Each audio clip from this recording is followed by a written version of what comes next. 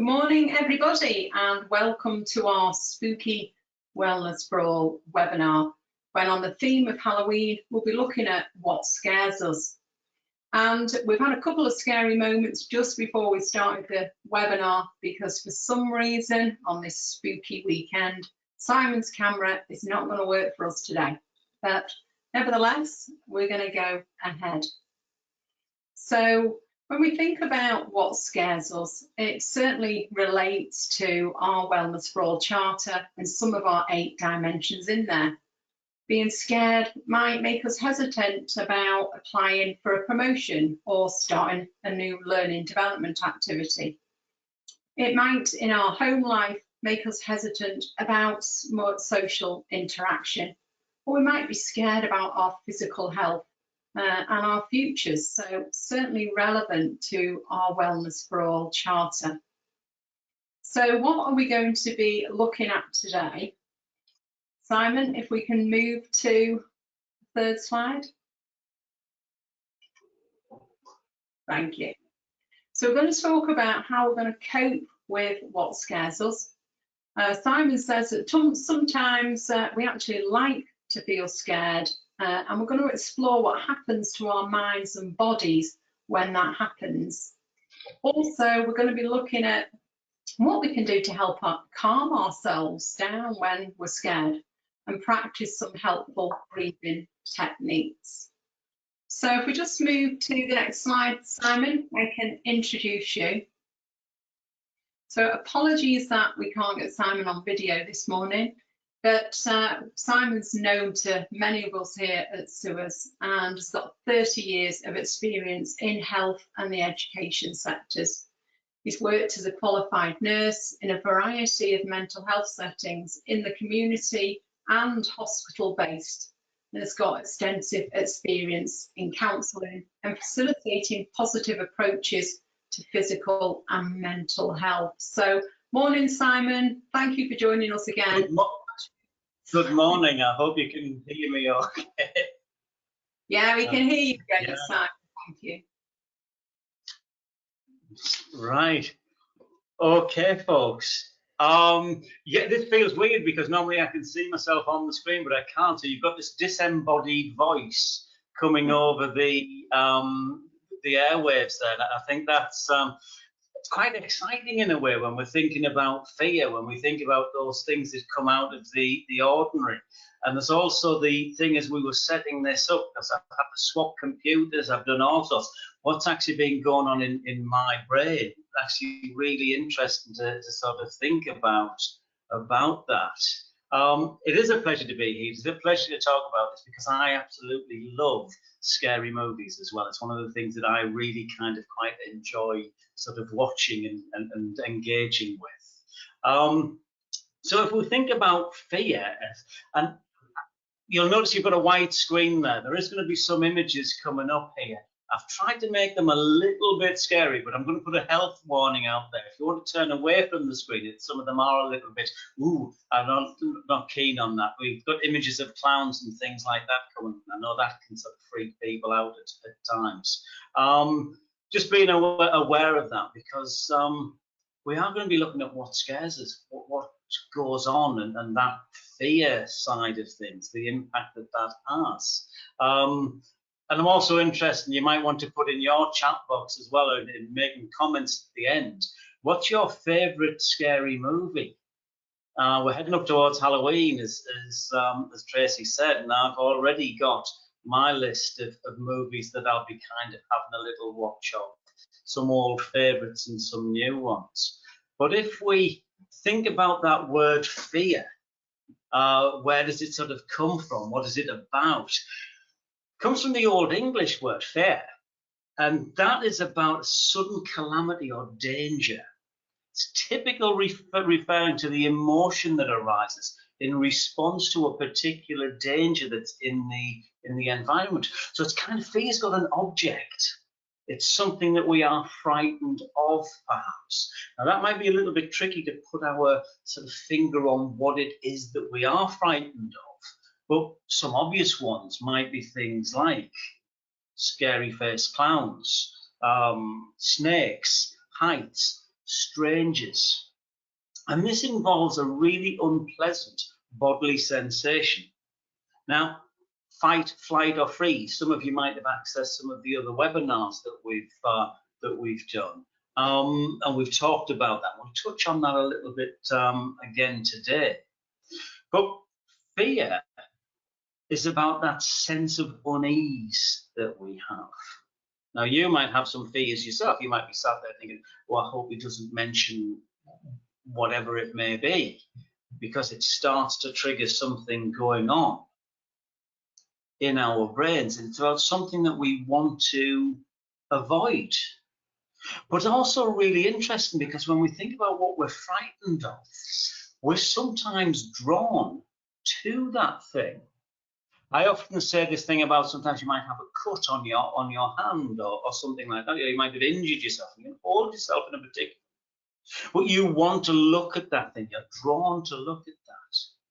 If we think about the dreadful thing about road accidents that occur, how many people slow down at that, to rubberneck, to look at the awful thing that's happened. Now, as I mentioned, I quite like a scary movie. And so it's a question of, why do some people like to be afraid? Or rather, perhaps it's better to say, why do some people appear to like to be afraid? Perhaps no one really enjoys that sense of threat to oneself, you know.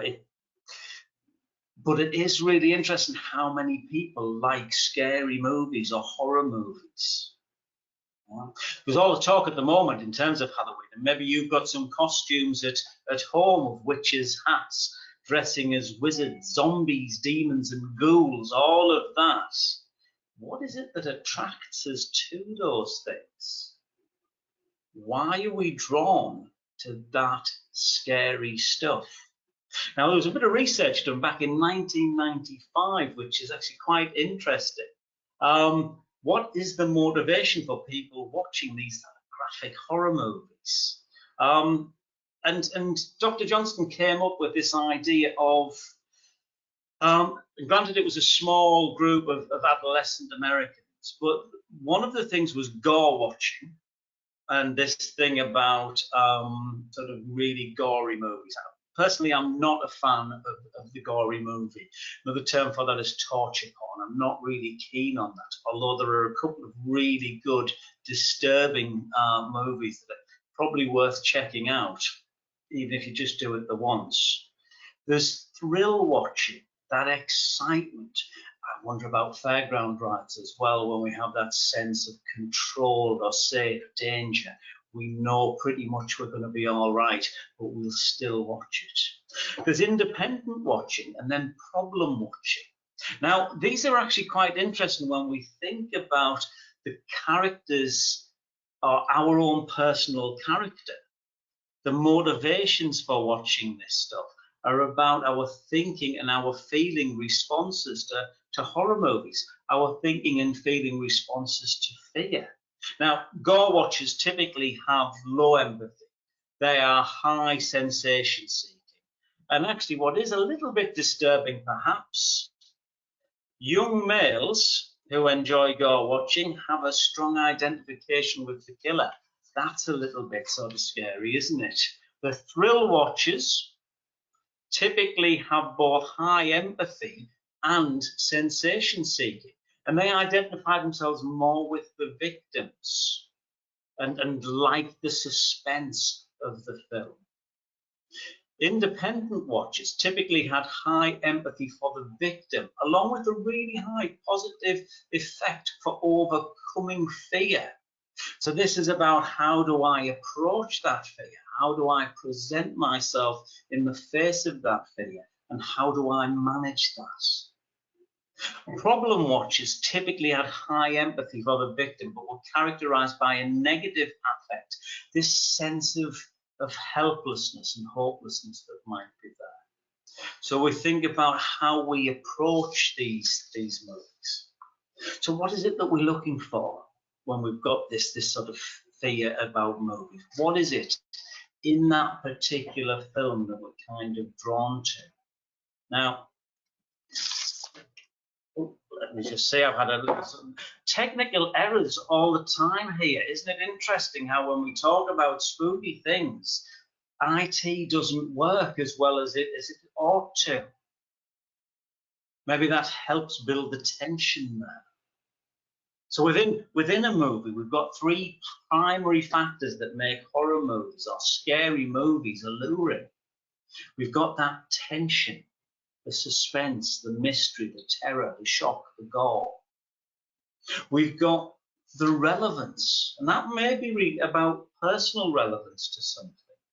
Now, there's also the cultural meaningfulness of horror movies. On the face of it, we might just see a scary movie, but I'm actually quite interested in how a scary movie can actually help us explore some of the real issues that are going on within society. So it feels sort of paradoxical that we've got this idea of unrealism, but there's a cultural relevance to what we're actually watching.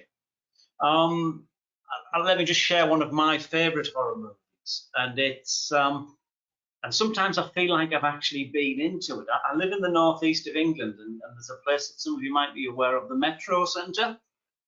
You will have a big shopping mall sort of near you, I'm sure. And there's a movie called Dawn of the Dead, the George A. Romero movie, came out in the 70s. And it's really, for me, it's a take on consumerism and capitalism and how we see these zombified figures wandering about the shopping mall because it's what they always do without any thought going on in their heads.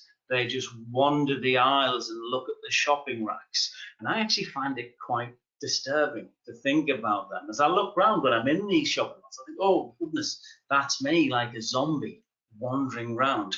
But I've got to say, I do refrain from eating people when I go around there. That would be inappropriate.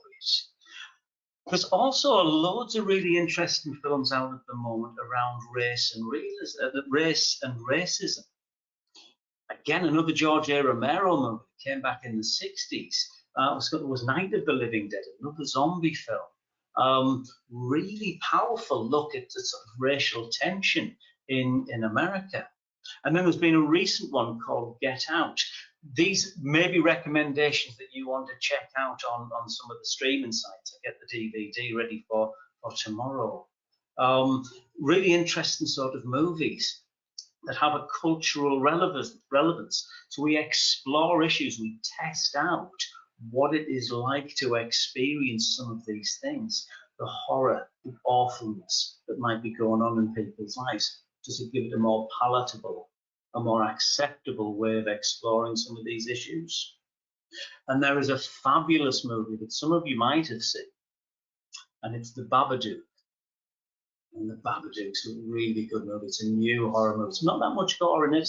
It's more about the tension and the suspense that builds. It's more about grief. This is a movie about grief. And I think it's a really interesting way of exploring some of these issues that take place in people's lives. Now, I'm really interested in sort of why do I fall for the techniques that actually go on? And I get the jumps.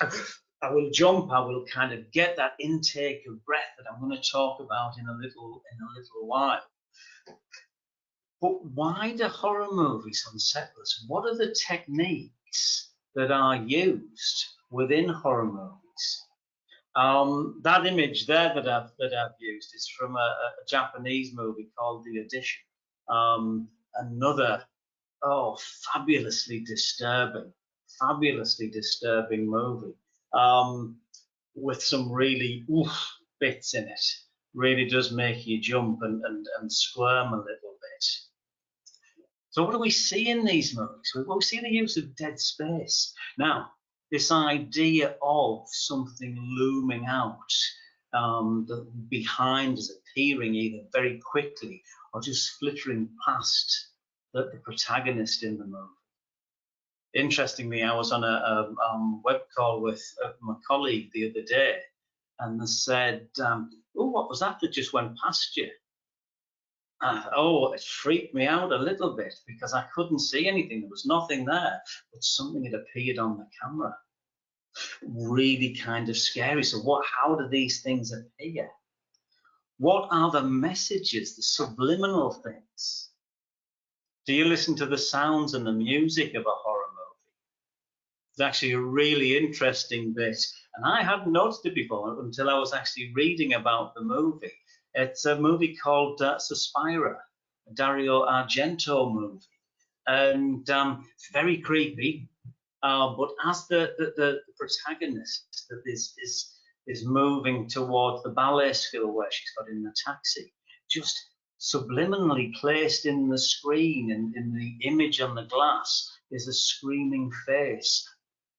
Don't necessarily notice it. It's not obvious. It's a subliminal message. Some of the sounds that are used within movies, the buzzing of flies, these things that bring out that initial thing around disgust, things that we don't like, very much sort of being presented.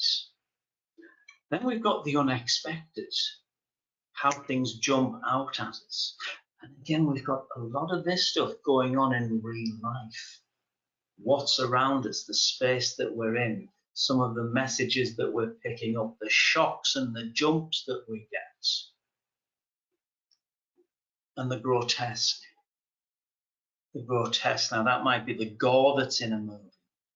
That might be the sort of horrific sight, the disfigurement, the politically incorrect sometimes of this stuff, the othering of images, the othering of people. All of this has relevance to our real life because it builds that sense of tension within ourselves. The way that dread is built, the way that dread is built in the movies. I'm also thinking about how all of this stuff we are seeing on the news at the moment, if we translate this into what we're seeing around COVID, what we're seeing around the threats and dangers that are present in our lives, we are seeing a lot of this stuff playing to our fears. There's the uncanny, something that's outside of our control, something that we can't stop, and that linking to the dread. Another little movie I'll mention is the Texas Chainsaw Massacre. Fabulous movie, but so disturbing because we know that we can't stop the dreadful things that are going to happen. And the unstoppable, the repetition of things that are there. The repetition that this is going to go on. And again, I'm quite a big fan of what's called J-horror, the Japanese horror, but movies like Ringu and the Grudge, it's unstoppable. And that really kind of unsettles us. And if we think about what's going on at the moment, if we think about COVID, it feels at the moment at times unstoppable, never ending. It will, I'm sure it will, but it feels that way at times. There's also a really good movie, and my wife, I'll just say this, doesn't mind me talking about this, but she reads the most disturbing crime fiction. I often think about, if anyone's seen Friends, Joey in Friends reading a Stephen King book called Kojo, and it's so frightening for him to read. He puts it in the freezer. He hides it in the freezer. He pushes it away, and because he can't continue to read it, but he's drawn back to it. My wife reads this kind of fiction, and I sort of watch these movies. She doesn't like the movies, bizarrely. And we watched a movie called The Strangers quite recently. It's an old movie, and it's a dreadful sort of horrific idea of home invasion. And it's got this really disturbing line in it at the end, or near the end of the movie. And the victim is saying, "Why have you done this? Why are you doing this to us?" And then in a really deadpan voice, one of the three home invasion people says, "Because you were in." How disturbing is that? because you were in. These are hitting our really deepest sort of fears. This is tying into fear in the brain, the stuff that is actually going on within our heads.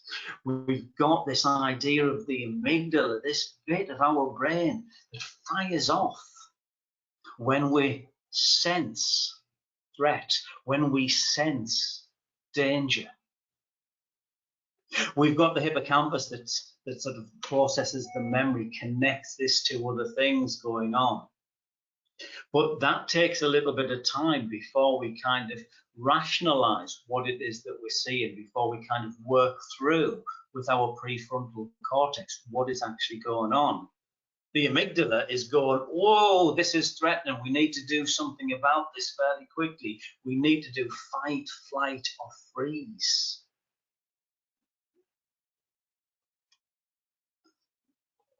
That scary clown is hitting the amygdala potentially before we're kind of going, yeah, it's just a lot. It's just a movie. It's not real. The amygdala's going, yeah, but it might be. It might be real. This is about tapping into our deepest fears. And the philosopher Kierkegaard said, deep within every human being, there still lives the anxiety over the possibility of being alone in the world, forgotten by God, overlooked by the millions and millions in this enormous household. It gets me every time I sort of read that sense of existential dread that is there, thinking about our deepest fears that exist. We have a fear of death and a fear of dying. I absolutely love that there's a Stoic phrase, where death is, I am not. So where death is, I am not. Where I am, death is not. And I think it's a really interesting sort of phrase, because we're worrying about something that actually, when we're dead, we're not going to be worried about it. We'll be elsewhere or somewhere else or nowhere. We've got a fear of isolation. Now, isn't this interesting in terms of where we're at the moment? Where are we at in terms of feeling isolated and alone? COVID has meant that we've had to retreat. We are moving away from people.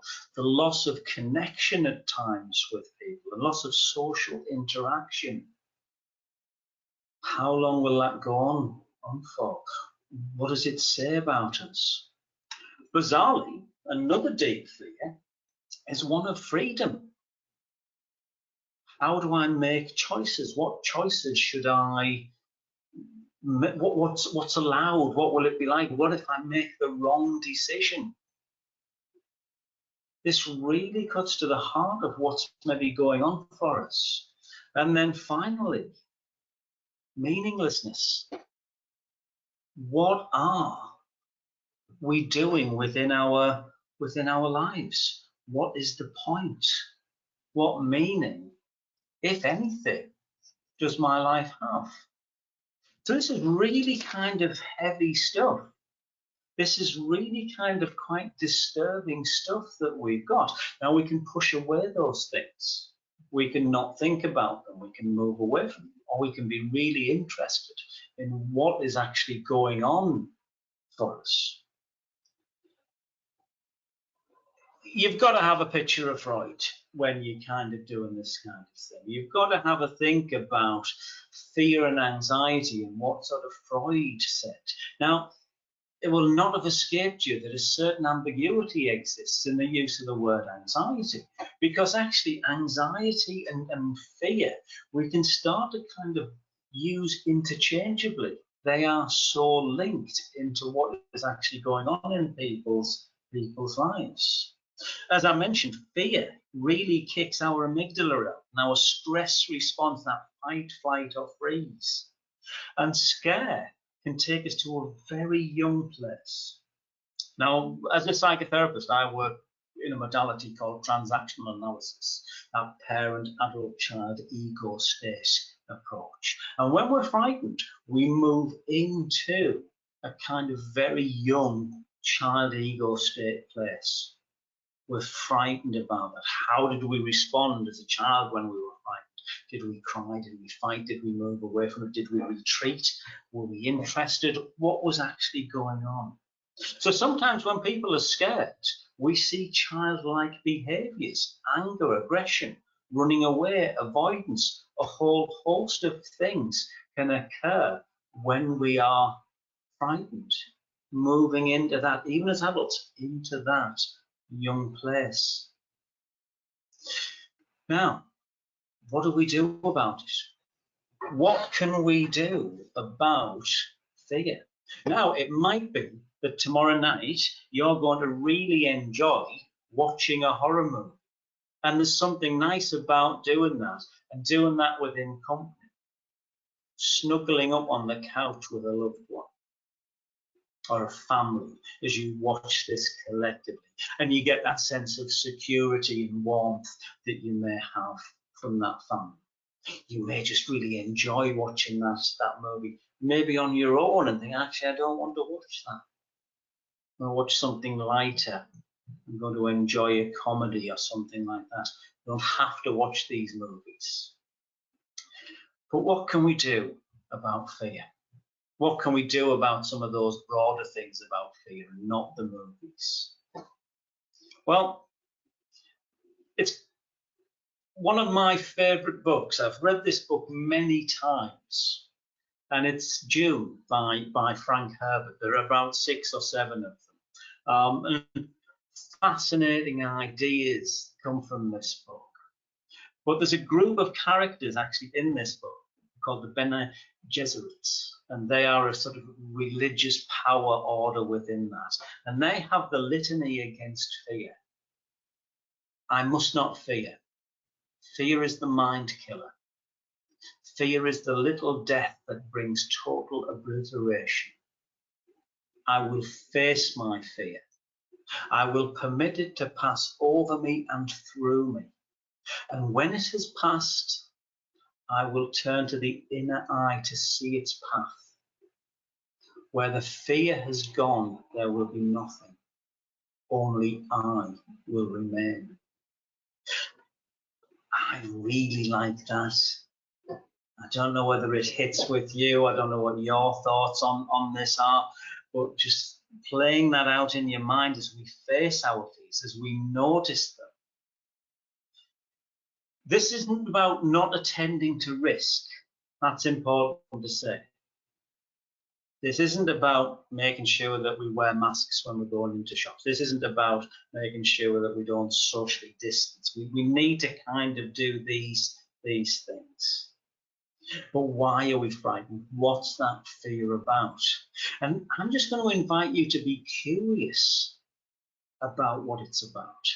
And that curiosity brings us to an adult ego state, and that TA model, that adult of thinking, what is going on here? What is it that I'm frightened of? What information do I need around this?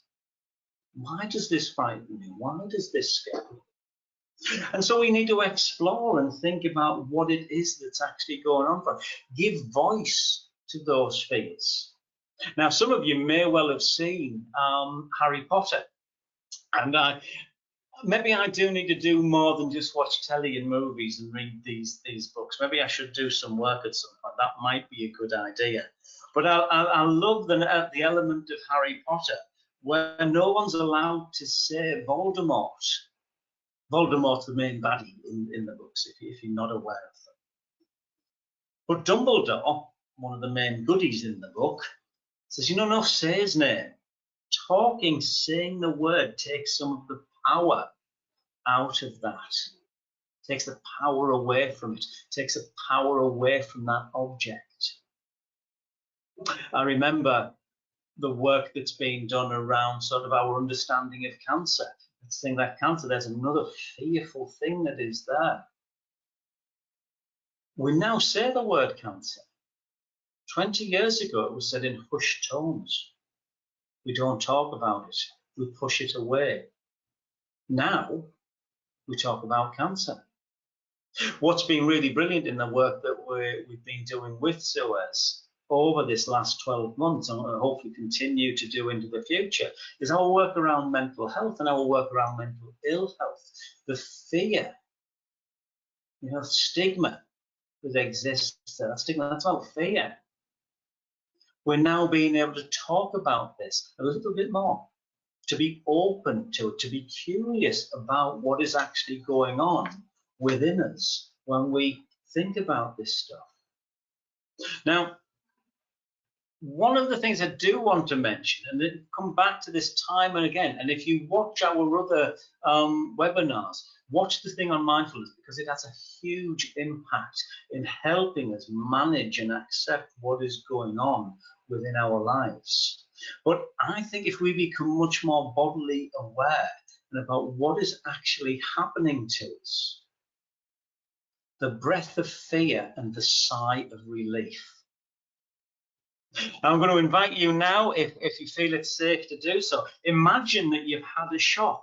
Imagine that there's been that fright, and go take that sharp breath of fear. It's that sharp, short intake of breath, and then allow that sigh of relief.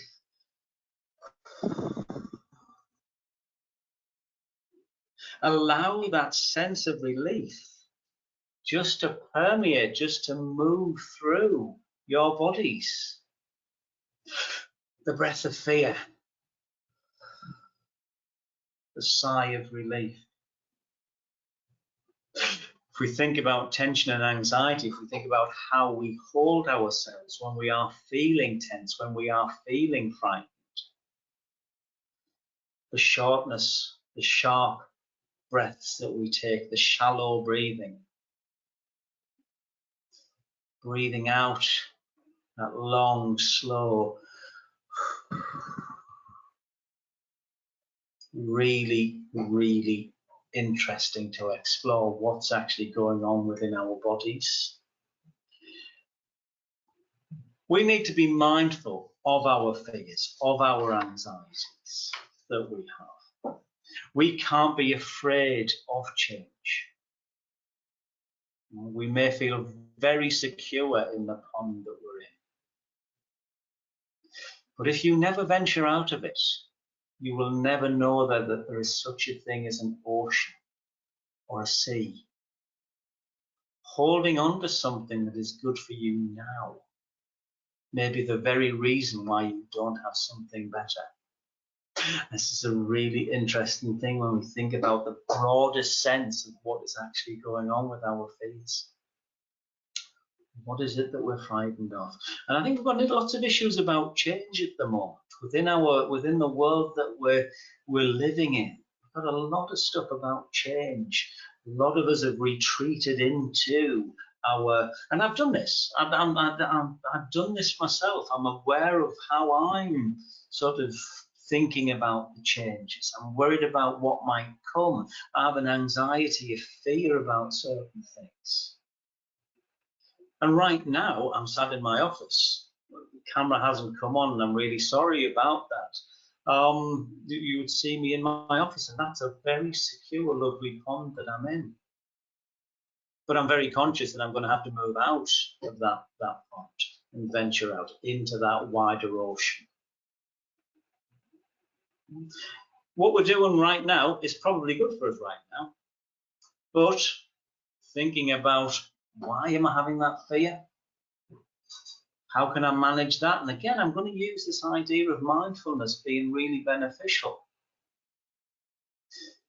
That can help us manage our fears and move forward. Now, I've got a couple of minutes, so I'm just going to invite you now to just have a slight moment with your breath, because keeping breathing is a really important aspect of it. So I would like you, if you can, to put your feet firmly on the floor. Connect your feet with the ground. Let your hands drop into your lap and drop your gaze to about an angle of 45 degrees. And take a deep breath in. Notice where you feel that breath the most. For some people, it's the top of the lip, around the nostrils, it can be your chest, your abdomen, wherever it is for you. Just notice where you feel that breath. Pause at the top of that breath and then gently exhale through your mouth, breathing out. And then just take a moment as I'm speaking just to notice your breath as you breathe in and breathe out. You might notice tension around your body. Take a breath to that tension and allow it to leave with the out breath. Be curious about what's actually going on for you right now. But keep breathing. Breathing in and breathing out. Sometimes we push against the unwanted thoughts and feelings that we have and feel like a tug of war going on inside us. And thinking about that as a tug of war, drop the rope. Drop that tension for a moment. Not to say that you might not need to pick that rope up a little bit later on, but disarm the struggle with those unwanted thoughts. As you're breathing, you can choose to identify what you value, what you want your life to stand for, its meaning. And you're choosing that from an adult ego state place, not the frightened child ego state place. And then you need to take action. What do you need to know? That's about COVID, for instance. What facts do you need? Not the fiction that's around. You know, the stuff on social media, I'm not sure is particularly helpful at times. It might be something else in your life. How might you make that change and then make that commitment to change? And all the time we can come back to our breath. We can come back to this constant. Breathing in and breathing out. Folks, it's been really fun to do this session with you. I hope you've actually found it useful, and I think we've got time to take some comments and questions. We've got sort of 15 minutes or so, I believe, to take some questions from you, or maybe putting out what is your favourite scary movie. Okay, thank you, Simon. I don't know whether that was just even more spooky, not being able to see you. So I'm now wondering whether it was intended or not. Shall I do a horror laugh? Oh, no, honestly, I'm just no good with scary movies. I think my brother put me off letting me watch them at far too younger age. You know, Halloween and all, Nightmare on Elm Street back in the day. So, so if anyone's got any questions for Simon, we'll be happy to look at those and answer them. I hadn't realised there were quite so many scary movies. You're obviously a bit obsessive about the best, my favourite scary movie, Tracy, I've got to say, is The Exorcist. I absolutely love The Exorcist. I think it is sort of culturally, I think it's a fascinating movie. I think it's also, when you put it in the context of when it came out and what was there before, a complete game changer in scary movies. But again, going right to the heart of what we're worried about, what we're frightened of. It's such a good movie. The contamination of the child, the sort of shock. Is that child what you wanted that child to be? The fantasy that you've got. What's it like to have a child that is possessed? Yeah, so it's a fascinating movie. I think I had one of those, my daughter, till she was 2.5. Yeah, love her to bits. So we've got a question coming. It'd be interesting to hear from people what their, favourite scary movie is. Yeah. So we've got someone asking, how do you cope with a fear that's a real constant fear? Like the pandemic situation or other situations. I think that's a super question. It is really relevant at the moment.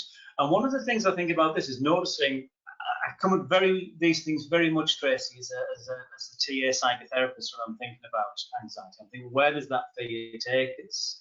Yeah. And that's that child ego state. We are getting pushed back in that very young place. And we need to kind of think about this from an adult ego state. Well, what is it that I'm frightened of? What information do I actually need around this to make safe decisions about this? So the idea of us wearing masks, there's the social distancing rules, following those to mitigate the risk of this happening. And we might not be able to mitigate against all risks, but just being aware of that. So I think for me, information is one of the key things with that. And actually talking about the fear. What is it that's sort of frightening? And what can we do around that? Part of this is about acknowledging what's actually going on for you as an individual, how you're thinking and feeling about this. And then just gently challenging some of those thoughts and feelings that you might be having in a compassionate way. Don't tell yourself off for feeling that way. That really strong parental voice. Don't feel that way. Stop being ridiculous. Sometimes this voice can be in our heads as a thought. It's our own voice. It's not a disembodied voice in this. And then just noticing and exploring what it is that I'm worried about. Your fear about something, if you start to talk about it, that eases that tension of anxiety that's there already. And someone might have an answer. And I'm thinking about returning to work and things like that, going into workplaces, Tracy. One of the things that sort of struck me there, I don't know what's going to happen when I move back into the workplace. So I've got this fear of the unknown, and I've then got a fantasy in my head about, well, it'll just be exactly like it was before, and no one will be, we'll be on top of each other, and there won't be the space and all of that. And then just a simple conversation with someone saying, well, no, these are the things that we've got in place. These are the measures that we're taking and we're expecting everyone to take. You kind of go, oh, right. Okay, well, that's taken that fantasy away from me. I now see the reality of what's going on. Yeah, there's going to be a risk there. We're coming into contact with people in some way, shape or form. But our fears can be alleviated by conversation, by discussion. I'm a big fan of talking. And I think it's a really important thing that we need to do around this. So we've got someone who says their favourite scary movie is Night of the Living Dead. From Great movie. 1988, so the year before I was born even. Yeah, I've got a question here, Simon. Saying, we're told to or encouraged to face our fears to overcome them. How far should we push ourselves into that space? I think we've got to look at safety. If someone's got a fear of heights, I think we need to think of, I'm not suggesting everyone jumps out of an aeroplane with a parachute or anything like that, but I think that we need to become, we do need to face what it is that we're frightened of. We do need to actually think about that and make a decision as to how we want to live. It goes back to that idea that I mentioned there about this idea of sort of accepting what it is, accepting that struggle, and then choosing about what it is that we value. What do we want our life to be like? Yeah, I have a friend who's terrified, absolutely, it is a phobia of David Bowie, but not all David Bowie. Just David Bowie circa 1972 or whatever it was when he did the Aladdin scene. Now this sounds completely bizarre, but they completely freak out if they see that image of David Bowie with the flash of lightning. Now, She acknowledges it. Does she want to do anything about it? Does she want to change that or explore? No, because it's not getting in the way of her actually living a life. Mm. But some of this stuff, I would say that if it's getting in the way of you living your life, this is something that actually needs to be dealt with. Mm. That idea of if something is stopping you living a happy and fulfilled life, that needs to be dealt with, to my mind. But that needs to be done in a kind of professional way. You know, you might be talking about this stuff with your first aiders, you know, or your line manager, or whoever it may be, a family member. It might be that you're thinking, actually, this is so impactful on my life. Maybe I need a little bit of professional help. Maybe I actually need to explore what is actually going on. What is this about? What is it really about? And then dealing with that. And that can be then done in a very safe, controlled, gentle, compassionate way, rather than this. I'm not suggesting, again, this like rapid exposure to something, because we know that that's really uncomfortable and doesn't work. In the bad old days of mental health, you know, Tracy, sometimes when people were frightened of spiders and things like that, there would be this exposure of throwing loads of spiders at people and immersing them in that fear. And you can see the anxiety go up, it plateaus off and then comes back down. Repeated exposure to these things, it's been shown that our sort of anxiety level goes down, it plateaus off at a lower level and comes down to a manageable way. That's got to be done in a safe, controlled way. So if there is something that's really impactful on your life, I would suggest having a chat with your GP or occupational health, perhaps, within the organisation, if it's stopping you, something's stopping you working. Or your line manager, just to begin with, what needs to be done? Just talking. Yeah, and our employee assistance program is really easy to access as well.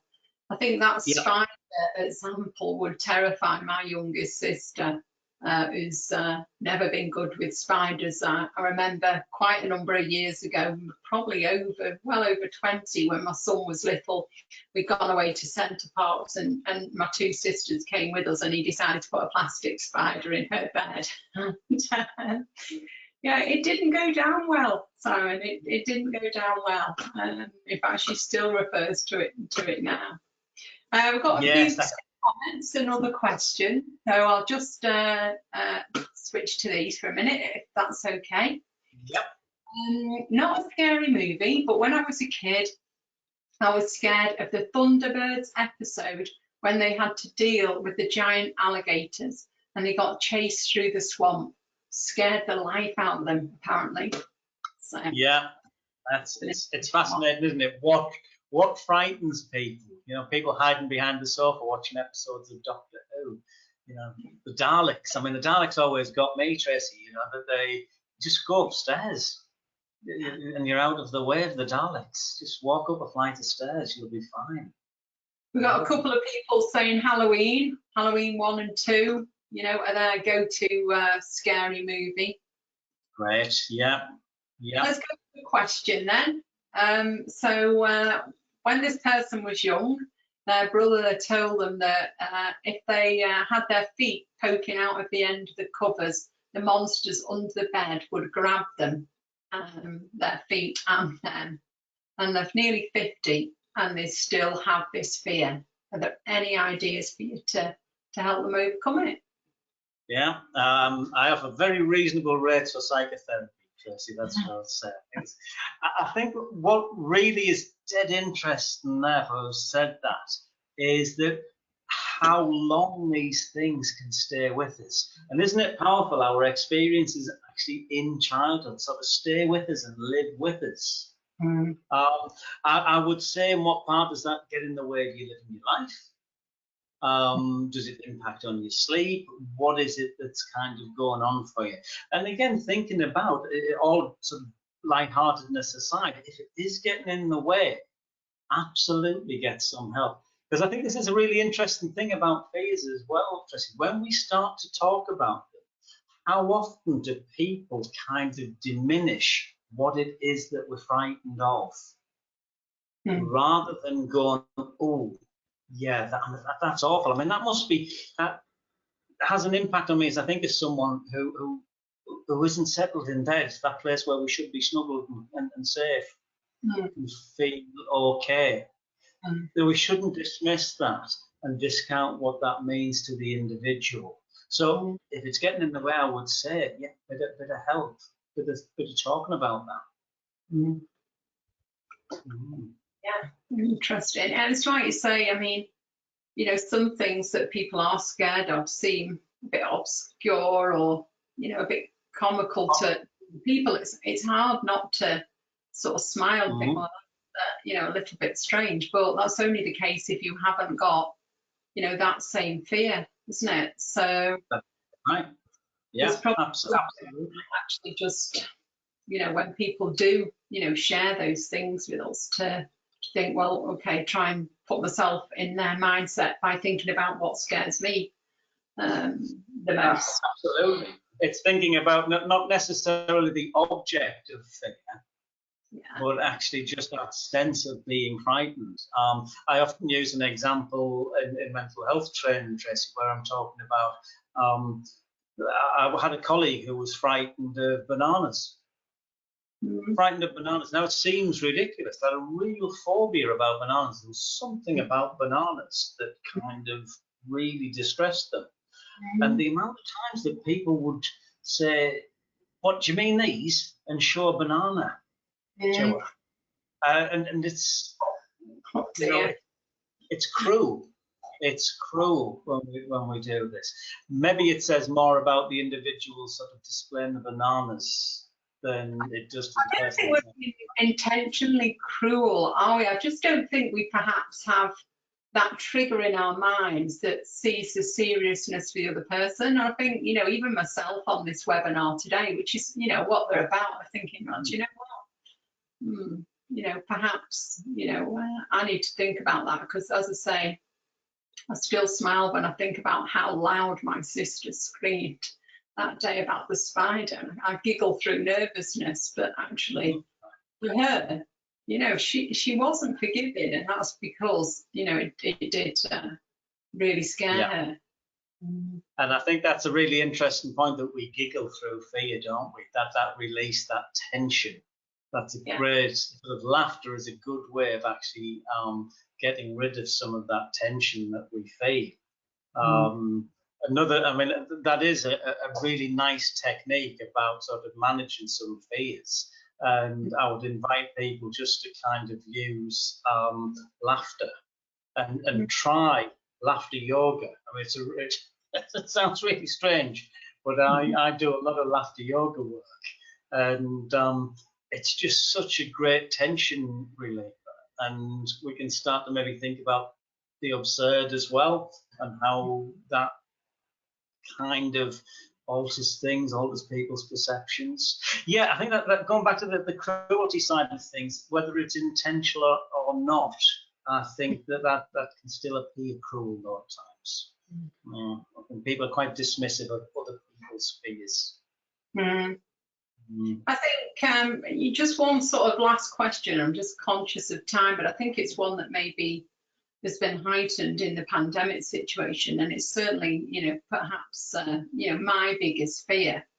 So I can relate to the question that's come through, and that is an absolute fear of harm coming to, you know, your children, you know, or someone that you love very deeply. And you know, how can we sort of help ourselves sort of rationalize that fear, which, you know, obviously is heightened in a pandemic? It is, and I think very much we've got to think about what are our risk factors, the information that we've got, really going for some solid, proper information that's out there. I think the more that we become informed, the more that we can make decisions from that adult place. I read recently about, you know, the vast majority of people that get COVID are asymptomatic. They don't experience symptoms. And I know people will say, yeah, but what about the other 10% or whatever that do get this? Well, actually looking at the risks around that.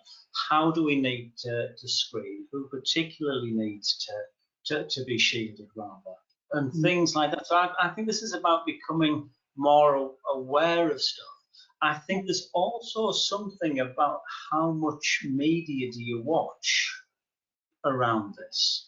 I think we've got that repeated exposure to the TV and the media around us, and it feels fairly relentless. If I go back, going back to one of my slides earlier on, the unstoppable, and it's the only news story. It has been the only news story, and it's important. It's absolutely important that we have it, but it feels relentless. So I would also say, thinking about rationing our dose of the news sort of consumption. So we are informed, we are aware of what's going on, but we are not sort of bombarded by this stuff. What does tier 3 mean? What does tier 2 mean? Where am I living at the moment? What are the rules that I've got to adhere to? Okay, that's what I need to do. And I think, that's what I would suggest with that, Tracy. Okay, just a quick observation, then we'll move on to what is coming up next week. Just an observation from someone saying that, people have always sort of been a bit nervous of people walking around with hoodies with the, the hood up, and now we've got people with hoodies with the hood up and a mask on, and it gives a sense of this person and perhaps others feeling a little bit uneasy around that. I think my observation around that would be, but behind the hoodie and the mask is a human being, just like yourself. So there's a bit of perhaps unconscious bias in there.